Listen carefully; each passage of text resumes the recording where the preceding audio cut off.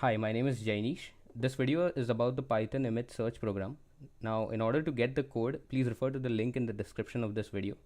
All the steps to set up the environment have been given in the README file of that repository. Once the steps in the repo have been followed, you will have the files on your local disk similar to the ones I have here. Now, the basic function of this program is to index a certain amount of images from different locations and then to perform a search on them using a query image. Now, in this particular case, I have indexed around 25 images from 5 different locations on my college campus. I will then search for the locations based on one image, and ideally the result should show the top 5 images matching the query images location. Okay, so let me first run a demo to show you how the program should work. Now the folder images has 25 images from various locations. This is the very first folder that we have from the extracted files. And these images have been named according to the location. So if you see breakpoint 1, 2, 3, 4, 5, that's 5 different images from breakpoint. Similarly, 4 other locations have been selected, 5 images each from each location. We can see that the folder queries over here consist of one image each from location, which these are the images which we will use in order to query the search engine and then hopefully get the result.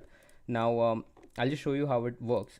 Search external is the main program that we're going to run here. The command that you're supposed to run has been given as a comment line at the very beginning of the code.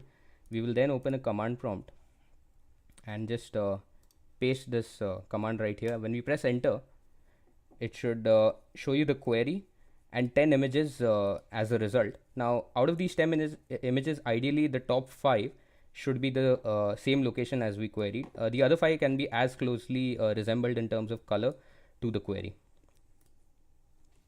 Now let's take a look at the coding. Basically two main files are run in this particular system. The first one is the index.py file. In this particular file, in the very first step, we just call in and import all the packages that we need. The installation of these packages are quite simple, and you will find the process of installing them in the GitHub. Even if you don't understand those, you can simply Google how to install these packages. They should be quite straightforward to install.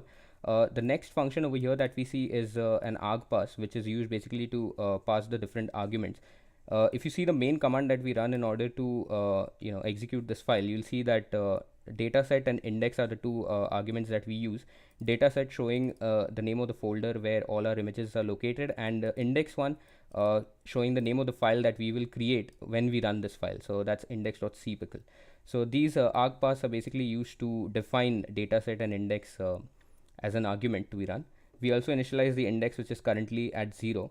We'll use a red, green, blue histogram in order to distinguish the various images. So every image's histogram is calculated, and then that value is saved in the index. And in order to do that, we use 3 8-bin channels. Each channel is used for the different colors. That's 8 bins for red, green, and blue respectively. After that, what we use glob. Glob is basically a function or a package which is used to grab a lot of images in a folder as a loop. So instead of loading each JPEG image individually, glob can allow us to simply give the location of the file, which in our case is images, and it just pulls out every JPEG image in there in a loop. After this is done, we go ahead and read the image which is in the path. The features for this image are basically the histogram, as I mentioned, will be calculated, and these features will then be stored in the index. Now once the index is created, these 3 lines basically go ahead and save the index as a cpickle file. Now cpickle is something we'll use in order to pull the dump from the disk when we have to search for the image later on, but as of now it will be saved as an index.cpickle file. And this print statement in the end just basically mentions the number of images that we've indexed, which in my case is 25. So it should show something like done index 25 images. Now as you can see, I already have an index.cpickle file over here, which you will have as well, but that will be the index created from indexing these 25 files that I have stored over here. What you can do in your case is go ahead and remove these 25 files and add your own images. After you've done that, you can go ahead and delete the cpickle file. I'll just show you how to re-index them. Once this is deleted, you can go ahead and open the index file, take the basic command. It's also added as a comment line at the very beginning, and then run this command. Once it runs, you'll get the last print statement, which is done index 25 images, and then you'll see that the index.cpickle file was created again. So you'll have to do this for your own images on the local PC. Once the indexing has been done, we'll go ahead and check the other file in the system, which is search underscore external. This is the main search function that we're going to use in order to query the images. In this particular code as well, you see the same functions have been imported. Again, argparse is used in order to pass arguments. In this case, we have three of those. Number one is dataset, which mentions the images where they're stored, index, which shows the location of the index file, and query, which is used to mention which query image is being used. So if you can use this same command, but whatever your query image is, you'll have to enter the name over here. In my case, it's braid-query, because that's the name of the query file I've mentioned in the queries folder. If you have a different name, you can always go ahead and change this and then enter the command in the command prompt. Similarly, the images are shown right here. That's the as you saw earlier when I ran the program, you see that the query file is displayed over here in order to remember what you queried. Again, a histogram of the image is created, the query image is created, and those histogram features are then saved as query features, which is different from the other features that we save for the index file. cpickle, as I mentioned earlier, will help you load the index from the disk so that you can run the query on them.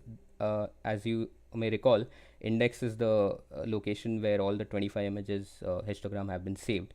Searcher is the one which will search the index, and the results will then be matched with the query. We'll also create a montage of the images. As you saw earlier, the 10 images are displayed as a montage. This particular function, montage A and B, are used to create those.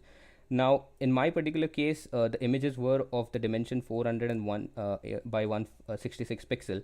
But depending on what camera you use to take the pictures, your dimensions may be different. If they are, you can go ahead and change it in resize using Paint. So if you have a value XYZ over here and ABC over here, you can go ahead and change it to this, or you can go in the code and change the values given here according to whatever pixel dimension your images are. You can always do that. After that, we loop over and display the top 10 results in the form of montage. That's shown over here. And finally, we display the montages using OpenCV. So again, we'll try to run the code.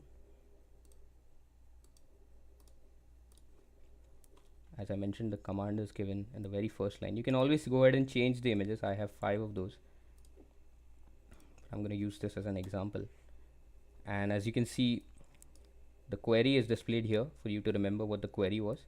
I don't think the 5th image in this montage is displayed here because the application I'm using to record this video is limited in its scale. It doesn't capture the whole screen, so you can't see the 5th image, but both of these montages have 5 images each.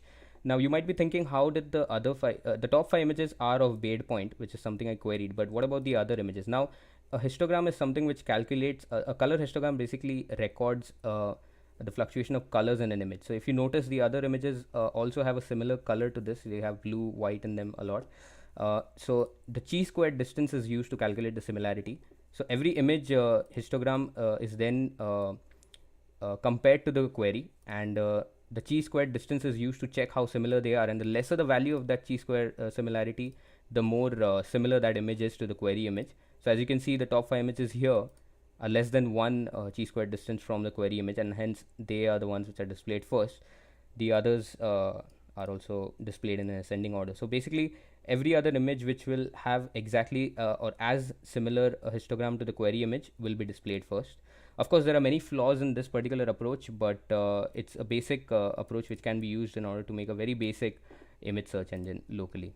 So go ahead and add your images, and in case of any doubt, you can add it in the comment section. Thank you.